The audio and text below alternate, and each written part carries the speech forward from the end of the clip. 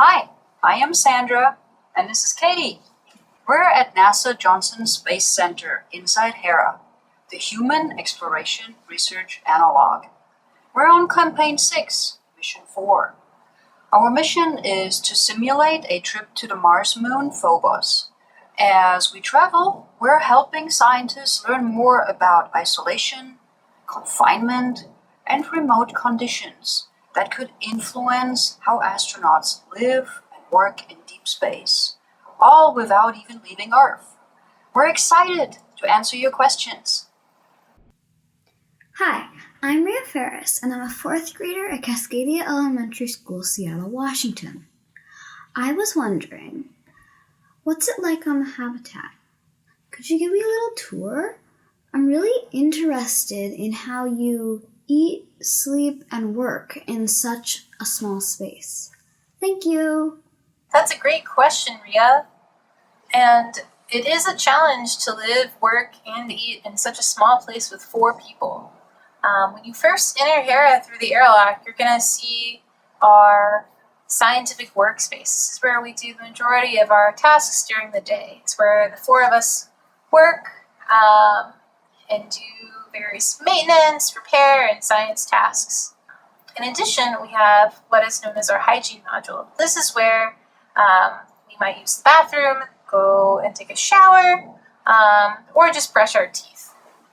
It's also where we'll do our laundry. We don't have a laundry machine here, so we have to wash all of our clothes by hands to keep everything clean.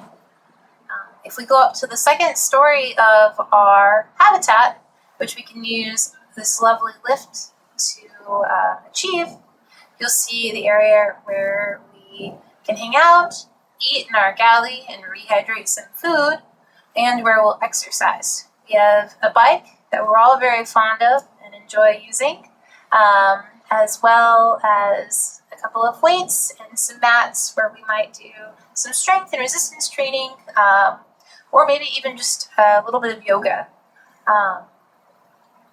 Then, on our third level, you'll see our crew quarters. This is where each of us has a bunk to sleep. You'll note that it's pretty sparse, and we still don't get a ton of privacy. We have some mesh nets, but we can all see each other, and it's much like you might go if you went to a summer camp or have a bunk bed in your room. We're all still very much in the same space, sleeping together, but that is a space that is all ours. Everybody can imagine when you're home, and the average size of an American household is 2,000 square foot. And that's a big space. Compared to that, we have 640 square feet. And that's quite a difference, but we make it work. We are scheduling our workouts and the hygiene after that, nicely staggered, so we can all have our own space and our own time in the hygiene module and shower, brush our teeth, have some privacy while we do all that. And once one person is out, the other person's ready to go in. And we keep that pretty sacred, and we love our time in our hygiene module and get a nice warm shower, don't we? Yeah, for sure. It's been really nice to eat together as well. It's such a small space. We're all able to come together, maybe from the several floors that we have in our habitat, and have a nice meal together. At lunch and breakfast, we each have, a couple of minutes, maybe 45 minutes, maybe half an hour, to come together and eat and just talk about how our day is going, and really reconnect as a team. And we're growing together like that really nicely, and it feels good. Hi, my name is Kakul. I'm in 10th grade at OSDV Public School in India. I was wondering, what happens when something inside HERA breaks while you're on your mission? Are you prepared for that? What happens if power or water or any other system fails that is needed for your survival or for the success of your mission? That is an excellent question, Kakul. Throughout HERA, our ability to be self-sufficient is put to the test. That is one of the research topics. And as researchers want to know how we come together, they also want to know how we troubleshoot. And so there are several different drills that we're going through. There are procedures and protocols for all of that. And we are following those to the point as you never know what would happen in space, which we're simulating if you don't follow protocols. So it is very important to follow the procedures that we were given. And another point on that topic is if there is a real emergency, we're consistently in contact with mission control. And if there is something that is putting the experiment, HERA, into danger, like a hurricane, since we are based in Houston, which can have hurricanes, they will get us out in time and they would break up the experiment to keep everybody safe based on NASA procedures and guidelines.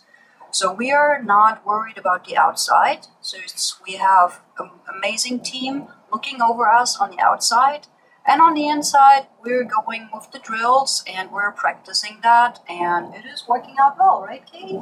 Yeah, it's working out great. And in addition to all of our amazing procedures, we also had a good deal of training before coming into the habitat to make sure that we were well prepared for any emergencies we might have, either with the habitat itself or medically. So we're very well prepared for anything that might come our way. My name is Marion. And my name is Devin. And we're in Scout Pack 209 in Katy, Texas. My question is, what kind of food do you eat?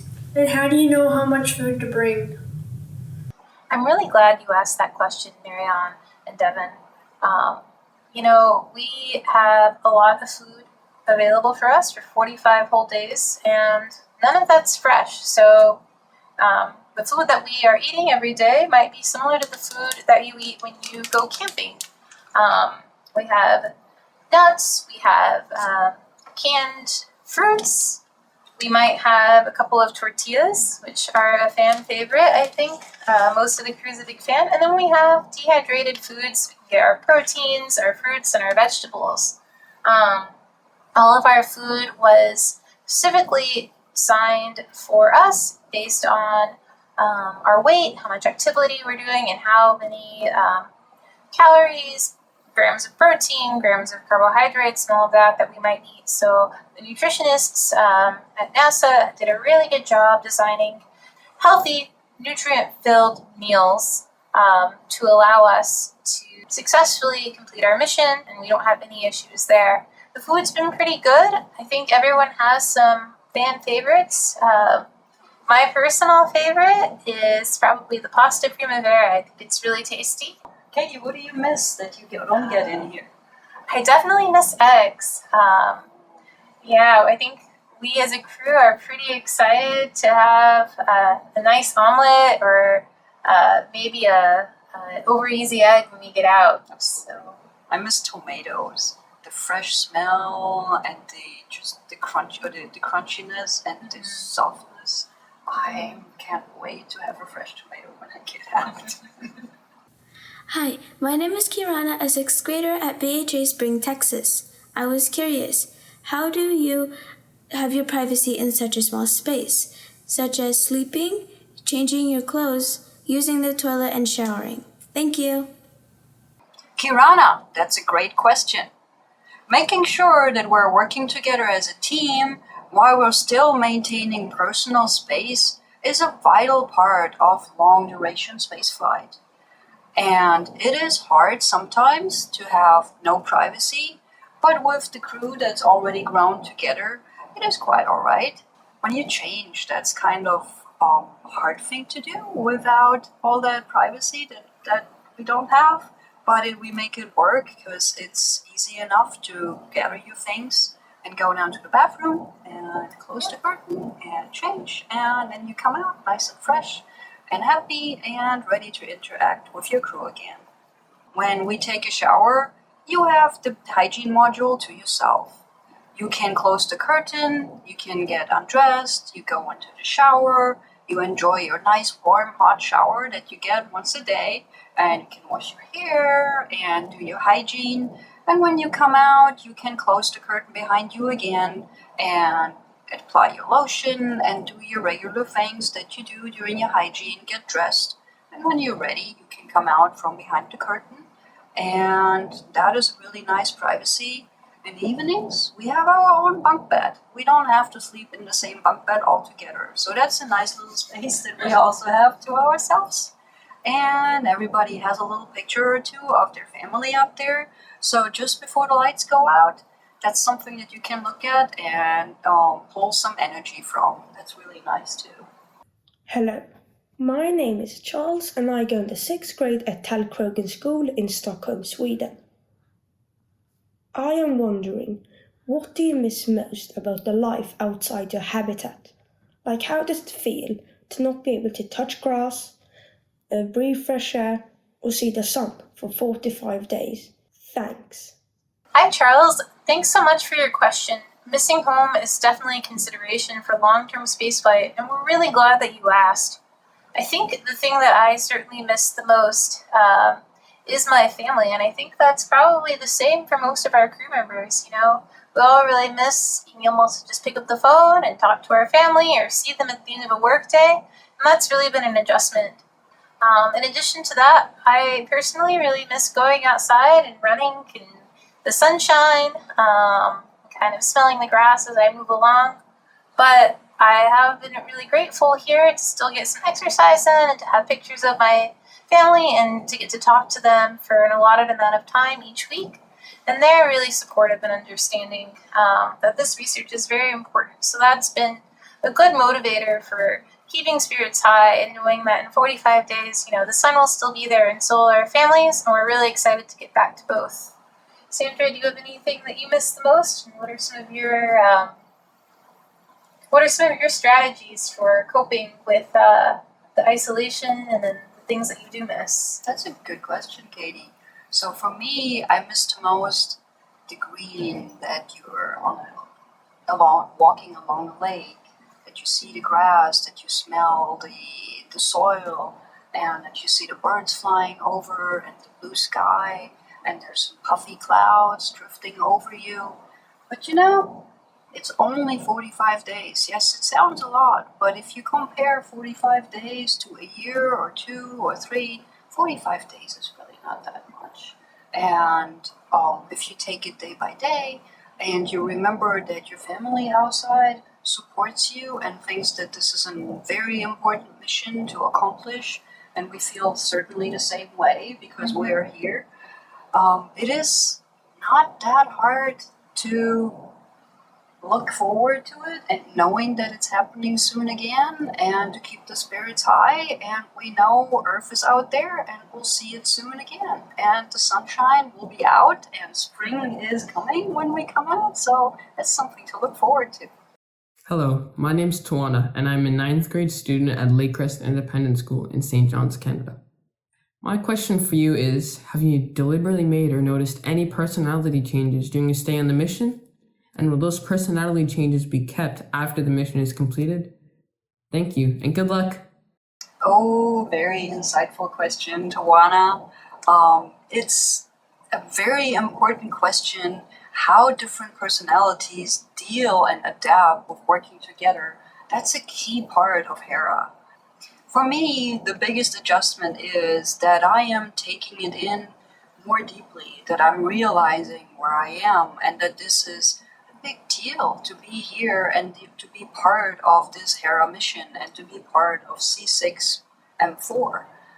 It's an honor to be here and be part of NASA making progress to deep space missions and playing my little part in it. So I'm very happy about that. And I think I will come out of here with a lot of gratitude, and I will see the world in a different way and all the opportunities that present itself. And also, I'm in here with a member of our crew who's Spanish, and I learned what bless you means in Spanish, and I will take that out because salute sounds really cute, and that will be something that I will use for the rest of my life. What about you, Katie? Yeah, as Sandra alluded to, this is a very international crew. We have members from Germany, members from Spain, members from the northern U.S. as well as the southern U.S., and it's been really great to live and work with such an international and such a talented team. I think, being flexible with each other and really communicating clearly and being open to these different customs and these different mannerisms is key to all of us getting along and enjoying each other's company. And I think that we've been really successful in that. I've been learning a little bit of German, a little bit of Spanish as well. And it's been a lot of fun. I think we've been having a good time. Hi, my name is Laura. I'm in grade 8 at the United Nations International School, Hanoi, Vietnam. I was wondering, what information is this mission providing that you can't already get from the ISS? And to flip that question around a bit, what living conditions are difficult to simulate? Thank you. Laura, that's a really important point about ground analogs here on Earth. HERA and other ground analogs like it are not meant to replace the International Station, which has been providing exceptional information about how humans live and work in space for decades. We're really meant to supplement some of these larger questions about how behaviors about astronauts and teams might form, and what some of the effects of isolation and confinement might be when kind of pulled back from some of the other complicating factors on the ISS are, such as the effects of microgravity or the effects of bone loss. You really have to understand that HERA is a much smaller space than the ISS. It's only about 600 square feet, whereas the ISS is a much bigger space for our astronauts to be working in. And before we take that leap and send astronauts into deep space in such a small and confined area, we need to understand what are some methods for communicating and what are some methods for adapting and designing for these longer duration space missions in much smaller spaces than the ISS. But with HERA, we can really trial many more experiments and look at methods for creating a long duration environment or a high autonomy environment here on Earth and get those results before we decide to launch something to the International Station for further testing. Thank you for all of your amazing questions. You can learn more on the HERA website.